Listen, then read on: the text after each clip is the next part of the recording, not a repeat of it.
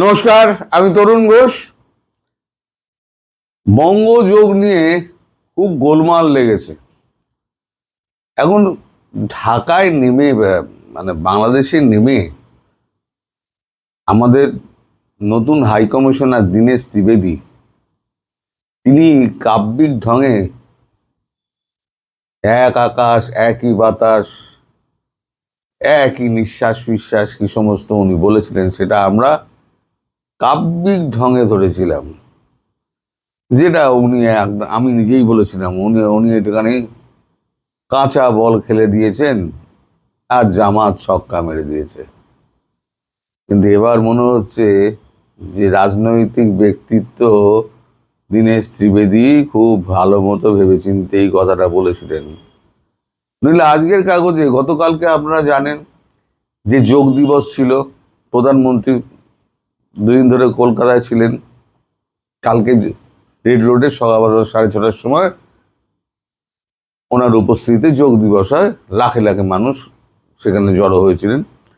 সেখানে একটা কথা প্রধানমন্ত্রী ছুঁয়ে গেলেন, যোগ মঞ্চে বঙ্গযোগের বার্তা দিলেন প্রধানমন্ত্রী।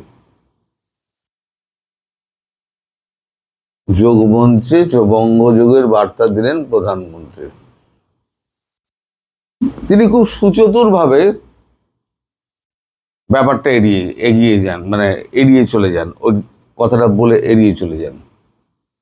আরো একটা ব্যাপার আছে, সেটা হচ্ছে তপন কুমার ডেকা, আমাদের যিনি সেন্ট্রাল আইবি প্রধান, তপন ডেকার এক্সটেনশন দিনের পর দিন বাড়ছে।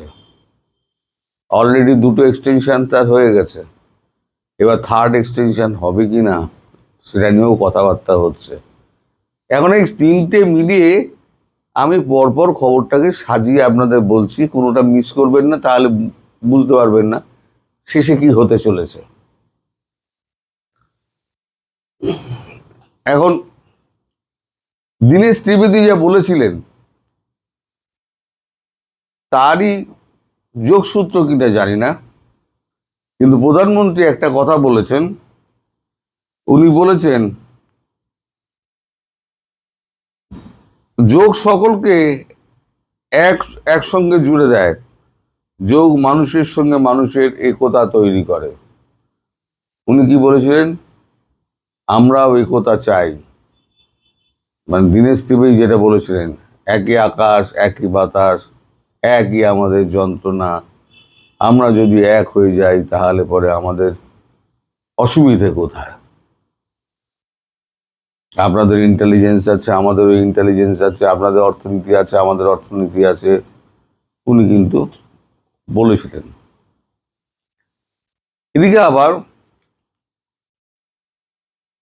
সুরাবর্দী অ্যাভিনিউ, তাকে জোড়া নিয়ে, তার নাম পরিবর্তন নিয়ে একটা হইচই লেগেছে। 1946 সালে দ্য গ্রেট ক্যালকাটা কিলিং যেটা হয়, সেটা তো হোসেন সোহরাওয়ার্দীর আমলেই হয়েছিল। তিনি তখন মুখ্যমন্ত্রী ছিলেন পশ্চিমবঙ্গের, অবিভক্ত পশ্চিমবঙ্গের। স্বাধীনতা পূর্ববর্তী যখন হয় তখন উনি মুখ্যমন্ত্রী ছিলেন। সেই সময়তে 1946 সালে সোহরাওয়ার্দী, হোসেন সোহরাওয়ার্দী, তিনি এই গ্রেট ক্যালকাটার মানে প্ল্যানটা ছকেছিলেন, যেটাতে বেশ কয়েক হাজার হিন্দু মারা যায়। মুসলিমও মারা যাননি তার নয়। এখন সোহরাওয়ার্দী অ্যাভিনিউ, যেটা পার্ক সার্কাস থেকে গেছে সোহরাওয়ার্দী অ্যাভিনিউ উত্তর দিকে, সেই পার্ক সার্কাসের সোহরাওয়ার্দী অ্যাভিনিউ 3 নম্বর সোহরাওয়ার্দী অ্যাভিনিউটা হচ্ছে সোহরাওয়ার্দীর বাড়ি। শুভেন্দু অধিকারী এসে ওই নামটাকে, সোহরাওয়ার্দীর নামটাকে চেঞ্জ করে ওখানে করে দেন গোপাল মুখোপাধ্যায় সরণি, যিনি ইতিহাসে গোপাল পাঠা বলে পরিচিত। তার ওই রাস্তার মোড়ে একটা মানে পাঁঠার মাংসের দোকান ছিল। তিনি কলকাতার হিরো হয়ে কলকাতায় হিন্দুদের রক্ষা করেছিলেন একা বাহিনী করে, সে আলাদা ইতিহাস। কিন্তু আমাদের এই পিটি নায়ার তার হিস্ট্রি অফ ক্যালকাটাস স্ট্রিট সেই বইতে তিনি লিখেছেন যে এই যে সুরাবর্দী, এই সুরাবর্দী যার নামে রাস্তা হয়েছে, এই সুরাবর্দী কিন্তু হুসেন সুরাবর্দী নয়, ইনি হচ্ছেন স্যার হাসান সুরাবর্দী। কিংসফোর্ডের ওপরে যখন বোমা হামলা হলো, বোমা হামলার পর তিনি একজন তিনি একজন সেনা অফিসার ছিলেন। কলকাতা বিশ্ববিদ্যালয়ের উনি চিকিৎসা বিভাগের প্রিন্সিপাল ছিলেন। উনি কিন্তু লাট বাহাদুরের প্রাণ বাঁচিয়েছিলেন, তারপরে ওনাকে স্যার উপাধি দেওয়া হয়। ওই যে 3 নম্বর বাড়িটি, ওই বাড়িটি হচ্ছে হুসেন সুরাবর্দীর, হাসান সুরাবর্দীর। আর পাকিস্তানের যিনি হয়েছিলেন, প্রধানমন্ত্রী হয়েছিলেন, তিনি হচ্ছেন হুসেন সুরাবর্দী।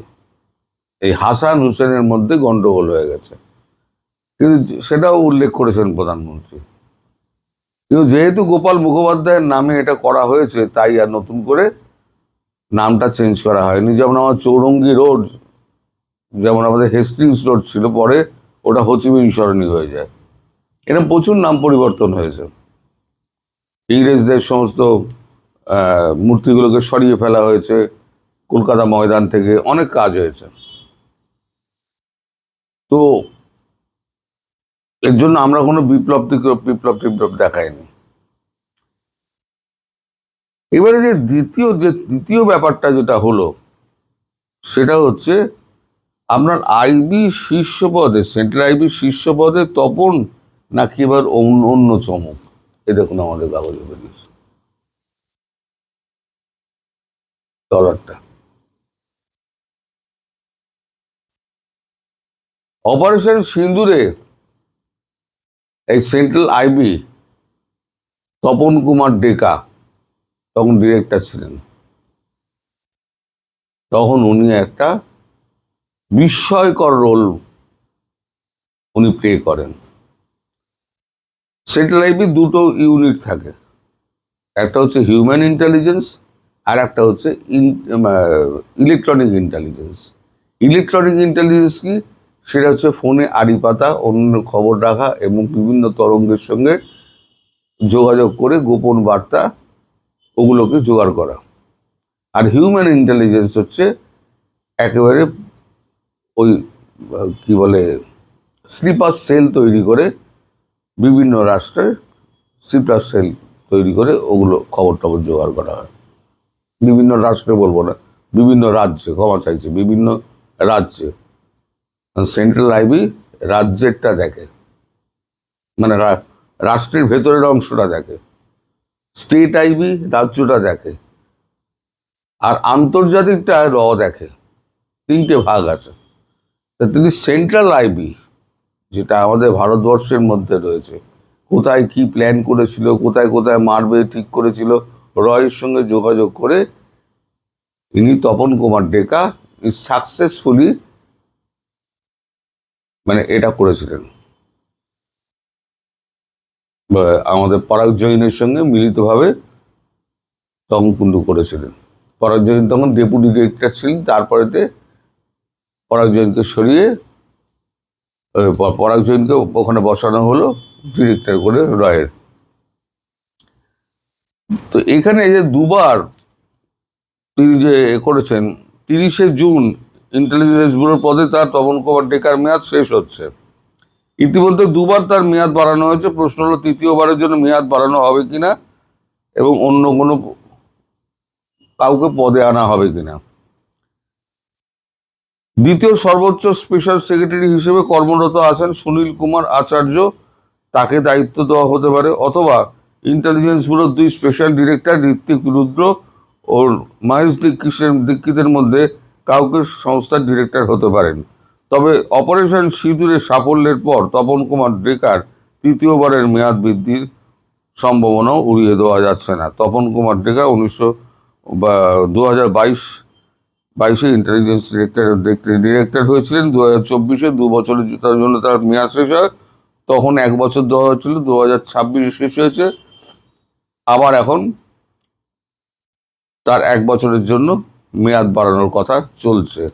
তার মানে অপারেশন সিঁদুর যেমন চলমান আছে, এর সঙ্গে আপনি যদি যোগ করেন যে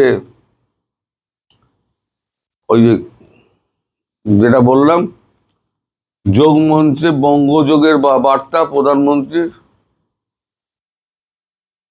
এর সঙ্গে কোনো সম্পর্ক থাকলেও থাকতে পারে। সেদিনকে আমি যে মজা করেছিলাম, আজকে বুঝতে পারছি যে আমার মজাটা করার ঠিক হয়নি। আমি কূটনীতির খবর রাখি, কিন্তু রাজনীতির অঙ্ক সবসময় কূটনীতির অঙ্কের সঙ্গে মেলে না। এখানে আমি মেলাতে ব্যর্থ হয়েছি, সেটা আমাকে স্বীকার করতেই হবে। অর্থাৎ এখনো কাজ শেষ হয়নি।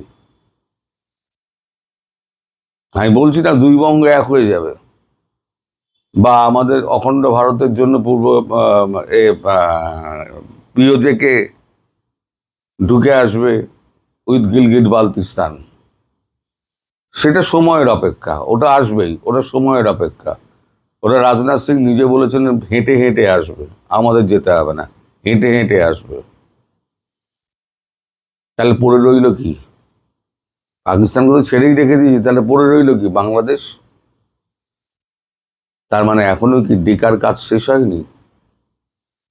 তাহলে প্রধানমন্ত্রীর মুখ থেকে বঙ্গযোগের কথা আসবে কেন? একই আকাশ একই বাতাস আসবে কেন?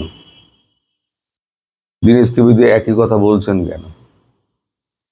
এরকম অনেক প্রশ্ন আছে, যে প্রশ্নের জবাবের জন্য আমরা ভবিষ্যতের জন্য অপেক্ষা করব। সবাই ভালো থাকবেন, সুস্থ থাকবেন এবং সাবধানে থাকবেন। নমস্কার।